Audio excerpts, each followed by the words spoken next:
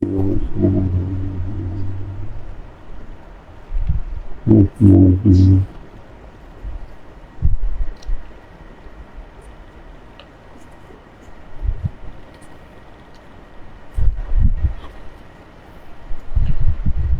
الحمد لله نحمده ونصلي على رسوله الكريم أما بعد أعوذ بالله السميع العليم من الشيطان الرجيم بسم الله الرحمن الرحيم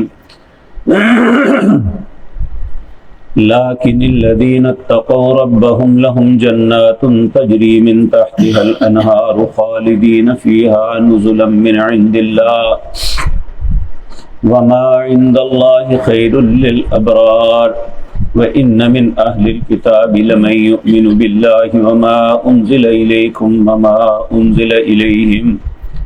وما أنزل إليهم خاشعين لله لا يشترون بآيات الله ثمنا قليلا أولئك لهم أجرهم عند ربهم إن الله سريع الحساب يا أيها الذين آمنوا اصبروا وصابروا ورابطوا واتقوا الله لعلكم تفلحون۔ حضرات محترم، گزشتہ آیات میں انسان جو اپنے دن کے آغاز پہ تجدید عہد کرتا ہے اور اللہ سے دعائیں مانگتا ہے، اللہ مالک وہ مہربان ذات ہے جو انسانوں کی دعا کو قبول کرتی ہے، اور خصوصاً وہ شخص جو اخلاص کے ساتھ دعا مانگتا ہے اور وہ اپنے رب پہ پورا توکل کرتا ہے کہ وہ میرا رب ہے، میں اس کا بندہ ہوں، میں نے اسی سے مانگنا ہے اور اس نے مجھے عطا کرنا ہے۔ تو ایسی صورت میں فاستجاب لهم ربهم، اللہ فرماتے ہیں ان کا رب ان کی باتوں کو قبول کر لیتا ہے۔ تو ہمیں بھی اللہ ایسا اخلاص نصیب کر دے کہ جب ہم اللہ سے مانگیں تو اعتماد کے ساتھ مانگیں، اور ہمارا رب ہمیں وہ کچھ عطا کر دے جو ہماری حاجات ہیں، ہماری پریشانیاں ہیں، اللہ انہیں دور فرما دے۔ اللہ نے یہ ساری باتیں بتانے کے بعد یہ بات کہی کہ یہ بات یاد رکھیں کہ کافروں کو اللہ بہت رزق دیتا ہے، یا کوئی بد کردار اللہ کا نافرمان، اس کا باغی اور سرکش یا منافق ہے، اللہ دنیا کا وافر مال اسے عطا کرتا ہے۔ تو اللہ نے فرمایا لا یغرنک تقلب الذین کفروا فی البلاد، ان کا شہروں میں خوبصورت عمارتوں میں، بہترین سواریوں میں، ان کا چلنا پھرنا، اولادوں کے ساتھ بڑی خوشی سے مزے کرنا، عیش و عشرت کی زندگی بسر کرنا، تمہیں کسی غم میں مبتلا نہ کرے۔ متاع قلیل، ان کے پاس تو بہت تھوڑا تو شاید، ثم مأواہم جہنم، پھر اس کا ٹھکانہ جہنم ہے، وبئس المہاد، اور بہت ہی برا ٹھکانہ ہے۔ لیکن اس کے برعکس وہ لوگ لیکن الذین اتقوا ربہم، وہ لوگ جو اپنے دل میں خوف خدا رکھتے ہیں، لہم جنات تجری من تحتها الانہار، اللہ فرماتے ہیں ان کے لیے ایسے باغات ہیں جن کے نیچے نہریں بہتی ہیں، خالدین فیہا، انہی باغات میں وہ ہمیشہ ہمیشہ رہیں گے۔ اللہ ان لوگوں میں ہمیں بھی شامل فرما لے۔ نزلا من عند اللہ، یہ اللہ کے ہاں ان کی مہمانی ہوگی۔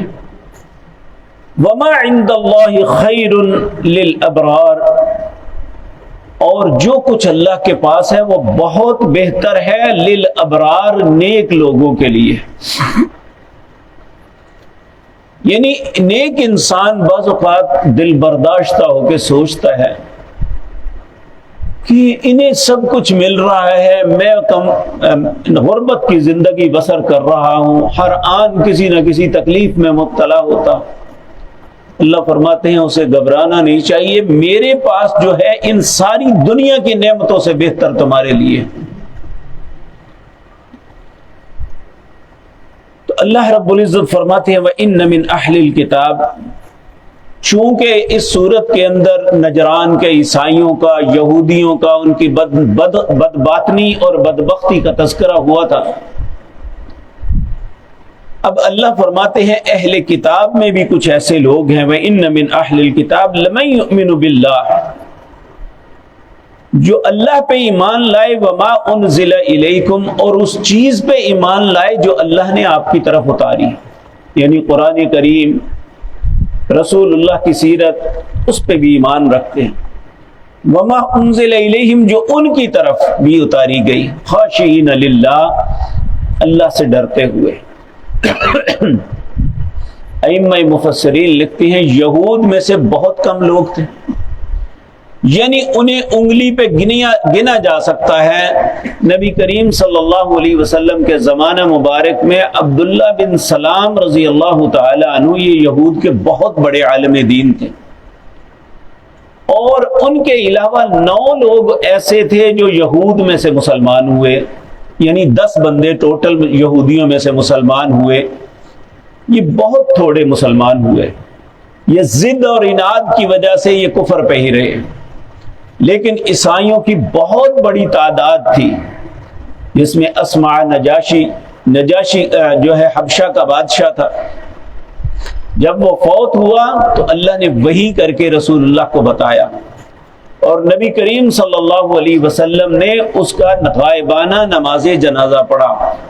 صحابہ میں اعلان کیا کہ آج تمہارا ایک بھائی دیار غیر کے اندر، یعنی غیر مسلموں کی آبادی کے اندر فوت ہوا ہے، تو سب آؤ ہم اس کا نماز جنازہ پڑھیں۔